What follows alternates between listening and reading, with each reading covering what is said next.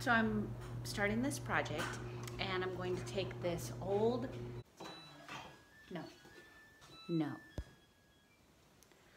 Why doesn't cherry wood smell like cherries?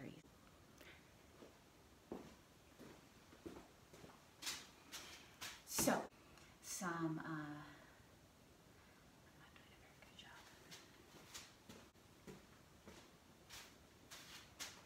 Hello and welcome to my channel. There you go. Walk around and shut this off because I lost my remote control. I was looking for something to use for my Etsy back wall, and I have this old chalkboard that there was just no use for, and I didn't really want to take it apart, so I decided to use the back of it and just line it up with the planks, and that would be my back wall. Turns out you'll see. Oh, I found some scrap wood pieces, and some of them are 24 1/4 and some of them are shorter. So now I'm going to just cut them on my table saw. So what I'm doing here is I'm resawing the wood. So I bring the board through the blade and then I flip it over, bring it through again, raise the blade again, bring it through until the board completely separates. This is something you can do on a bandsaw as well, except my bandsaw blade is broken and I don't have a fence and I could never get it to resaw straight. So this method works for me.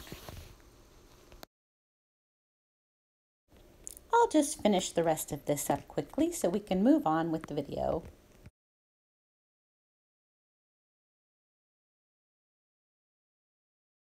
Painting the bottom black before I put the slats on gives a cleaner, darker appearance between the slats. Once the black India ink had dried, I decided I was going to try to glue the planks down, but that wasn't working out for me, so I ended up just nailing them with my favorite roofing nails that have that flat silver top to them, and I think it turned out pretty nice. I decided to keep one side black, and here I am using the backdrop to take a photo just to kind of show you guys what my idea was.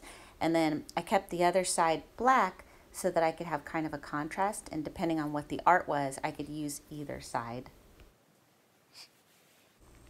Here are some finishing shots. I haven't quite gotten my video editing software and my photos to agree to get all in the shot, but I hope you guys like my video and I hope you have a great day.